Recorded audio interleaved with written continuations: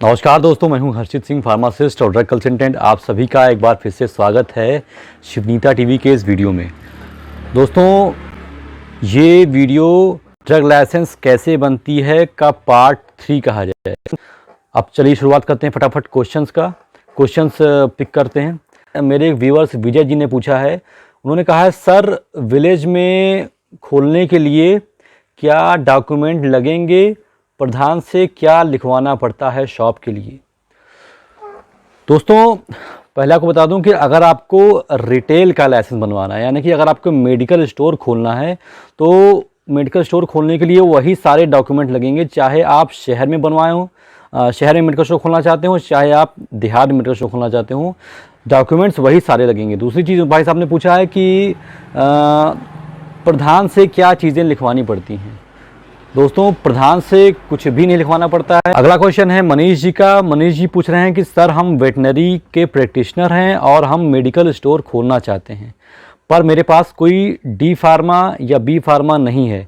हम BSc chemistry से graduation किए हैं, लाइसेंस कैसे बनेगा। मनीष जी, आपका बहुत बहुत धन्यवाद मेरी वीडियो को देखने के लिए। आपने कमेंट किया, उसके लिए मैं आभारी हूं। और आपका जो सवाल है कि आप बता रहे हैं कि आप वेटनरी का प्रैक्टिशनर हैं। व्यूअर्स, मैं आपको बता दूं कि वेटनरी एक डिपार्टमेंट होता है जीव जंतुओं के इलाज का। तो मनीष जी वेटनरी का प्रैक्टिस करते हैं और वो मेडिकल स्टोर खोलना चाहते हैं। मनीष जी, आपको अगर मेडिकल स्टोर खोलना है तो आपको वही सारे डॉक्यूमेंट लगेंगे जो कि किसी अन्य को लगते हैं। मेरा कहने का मतलब ये है कि आप वेटनरी की प्रैक्टिस कर रहे हैं, दैट इज़ वेरी गुड, लेकिन आपको वेटनरी का प्रैक्टिस करने का कोई वेटेज नहीं मिलेगा मेडिकल स्टोर खोलने के लिए, क्योंकि मेडिकल स्टोर एक अलग डिपार्टमेंट होता है और वेटनरी का एक अलग डिपार्टमेंट होता है।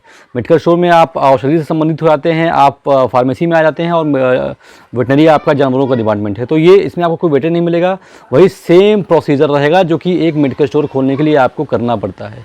आपको अगर जानना है कि मेडिकल स्टोर कैसे खोला जाता है, इसको खोलने के लिए कौन कौन से डॉक्यूमेंट लगते हैं, तो मेरा आप इस वीडियो का पार्ट 1 देखें, उसमें मैंने बहुत ही विस्तार से बताया है इसके बारे में, तो वो आपको उसमें जानकारी मिल जाएगी। दोस्तों, अगला क्वेश्चन है रूप दुबे जी का। रूप दुबे जी कह रहे हैं कि एक क्वेश्चन, अगर हम होलसेल का काम करते हैं तो उसके लिए भी फार्मासिस्ट की ज़रूरत है या ओनली ग्रेजुएशन इज़ सफिशिएंट।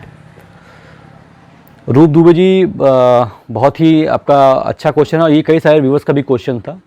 दोस्तों, मैं आपको बता दूं कि फार्मासिस्ट की आवश्यकता सिर्फ़ और सिर्फ मेडिकल स्टोर खोलने के लिए ही होती है, क्योंकि मेडिकल स्टोर में आप डायरेक्ट पब्लिक से डीलिंग करते हैं। आपके पास डायरेक्ट कस्टमर आते हैं और आपको डायरेक्ट उठा करके पेशेंट की स्थिति को देखते हुए आपको दवा देनी होती है। तो ऐसी स्थिति में मेडिकल स्टोर पर एक टेक्निकल पर्सन चाहिए होता है, जो कि बी फार्मा और डी फार्मा होता है। लेकिन अगर आप होलसेल का बिजनेस करना चाहते हैं तो उस बिज़नेस में आपको डी फार्मा होना या बी फार्मा होना कोई आवश्यक नहीं है। आपने सिर्फ ग्रेजुएशन किया है तो ये दैट इज़ सफिशिएंट। हाँ, लेकिन उसमें एक क्राइटेरिया और होता है कि अगर आप होलसेल का बिज़नेस करना चाहते हैं तो आप डी फार्मा नहीं तो चलेगा, लेकिन आपको कम से कम 5 साल का एक्सपीरियंस सर्टिफिकेट चाहिए किसी न किसी होलसेल की दुकान से। मतलब आपके शहर के किसी भी होलसेल की दुकान से आपको 5 साल का एक्सपीरियंस लेटर मांगता है अगर आप होलसेल की दुकान खोलना चाहते हैं, तो उसमें किसी भी फार्मासिस्ट की आवश्यकता नहीं होती है। अगला क्वेश्चन है फाशिमा अहमद जी का। फाशिमा अहमद जी कहती हैं कि होलसेल लाइसेंस बनवाने के लिए कितना खर्चा आ सकता है सर। मैडम, आपका बहुत बहुत धन्यवाद वीडियो देखने के लिए और कमेंट्स के लिए।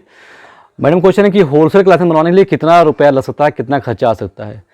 मैडम देखिए, मैंने आपको बता दिया है कि जो सरकारी फ़ीस होती है उसके अलावा कोई खर्चा नहीं होता है, लेकिन ये बात किसी से छुपी नहीं है कि हर जगह पर दलाल होते हैं, हर जगह पर कुछ नेगेटिव तत्व होते हैं। देखिए, दलाल हर जगह पर होते हैं, हर एक डिपार्टमेंट में होते हैं, लेकिन मेरी आपको ये पर्सनल राय है कि अगर आपके सारे डॉक्यूमेंट्स नंबर 1 हैं, सारा डॉक्यूमेंट आपके हाथ में है, सारी चीज़ें आपकी एकदम नंबर 1 है, कोई उसमें घोटाला कोई गड़बड़ी नहीं है, तो कोई अधिकारी या कोई दलाल अगर आपसे पैसे मांगता है, एक्स्ट्रा पैसे मांगता है, तो आप उससे क्वेश्चन कर सकते हैं कि आप ऐसा क्यों मांग रहे हैं। तो उसके अलावा जो दुकान का जो रेंट होता है, मतलब जैसे मान लीजिए आपका दुकान का रेंट जो भी रेंट होगा, उसका 5 साल का रेंट का 10% जो है गवर्नमेंट ले लेगी एफिडेविट के थ्रू। बस यही 2 चीज़ें मुख्यतः होती हैं। उसके अलावा कोई भी पैसा नहीं लगता है। लेकिन जो ऐसे ख़तरनाक सवाल होते हैं जैसे कि ड्रग लाइसेंस बनवाने में कितना पैसा लगता है, होलसेल लाइसेंस बनवाने में कितना पैसा लगता है, इन जो पैसा लगने में जो बात होती है, इसका जवाब मैं ऑन एयर देना थोड़ा सा उचित नहीं समझता हूँ। तो ये मेरा नंबर है और मैंने खुद लाइसेंस बनवा रखा है, तो मैं आपको बता दूंगा, थोड़ा बहुत आपकी हेल्प कर दूंगा कि कितना पैसा लग सकता है, कि एक अनुमानित पैसा क्या होता है। आप मुझसे फ़ोन पर बात करें, मैं आपको बता दूंगा, लेकिन ऐसे ऑन एयर यूट्यूब पे बताना थोड़ा सा मुझे मुनासिब नहीं लगता है।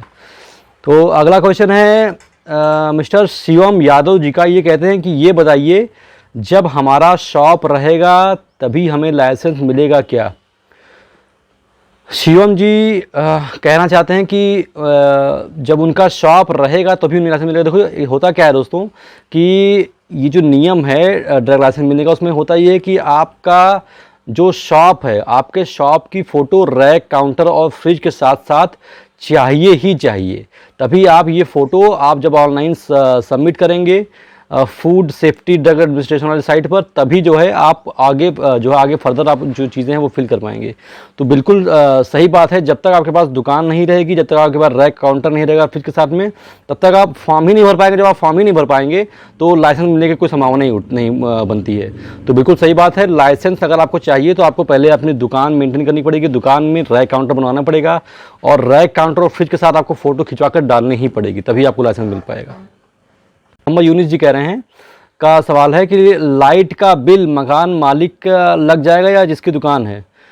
देखिए, लाइट का बिल जिसकी दुकान है उसके नाम से लगे या फिर आपके नाम से लगे, ये मैटर नहीं करता है। लेकिन सबसे अच्छा होगा कि अगर आपकी दुकान है तो आप अपने नाम से कनेक्शन ले लें और उसी नाम से बिल भरते रहें तो ज़्यादा बेहतर होगा दोस्तों। कलाजी बंदी का सवाल है कि सर, अगर सिर्फ ग्रेजुएशन है तो क्या अप्लाई कर सकते हैं? दोस्तों, अगर आप सिर्फ और सिर्फ ग्रेजुएशन कर रखा है, आपने बी फार्मा या डी फार्मा नहीं कर रखा है, तो ऐसी स्थिति में आप बिल्कुल अप्लाई कर सकते हैं। अगर आप मेडिकल स्टोर खोलना चाहते हैं तो बिल्कुल अप्लाई कर सकते हैं, लेकिन आप एज अ प्रोपराइटर अप्लाई कर सकते हैं। आपको फार्मासिस्ट हायर करना ही पड़ेगा। और आपकी जानकारी लिए बता दूं कि अगर आपने बी फार्मा कर रखा है तो वो भी ग्रेजुएशन ही होगा। तो भाई साहब का क्वेश्चन है कि अगर हमने सिर्फ ग्रेजुएशन कर रखा है तो ग्रेजुएशन की कैटेगरी में बी फार्मा भी आता है। भाई साहब, अगर आपने बी फार्मा के अलावा और कुछ कर रखा है तो आपको एक फार्मासिस्ट हायर करना पड़ेगा। अगर आपने ग्रेजुएशन में बी फार्मा किया हुआ है तो आपको फार्मासिस्ट हायर करने की आवश्यकता नहीं है, आप ऐसे ही अप्लाई कर सकते हैं। दोस्तों, आज की वीडियो में तो बस इतने ही क्वेश्चन मैं इस वीडियो में ले रहा हूं, क्योंकि बहुत ज़्यादा क्वेश्चन लेने पर वीडियो काफ़ी लेंदी हो जाएगी, काफ़ी बड़ी हो जाएगी, तो फिर आपको असुविधा होगी और मुझे भी। तो आज की वीडियो में दोस्तों बस इतना ही। आशा करता हूं कि आपको जो भी जानकारियाँ दी गई हैं वो क्लियर रही हों, सटीक रही हों। अगर आपके कोई और भी क्वेश्चन हैं तो आप कमेंट बॉक्स में जाकर क्वेश्चन पूछ सकते हैं, उसका मैं रिप्लाई करूँगा अगले वीडियो में। तो अभी तक मेरे साथ इस वीडियो में बने रहने के लिए आप सभी लोगों का बहुत बहुत धन्यवाद।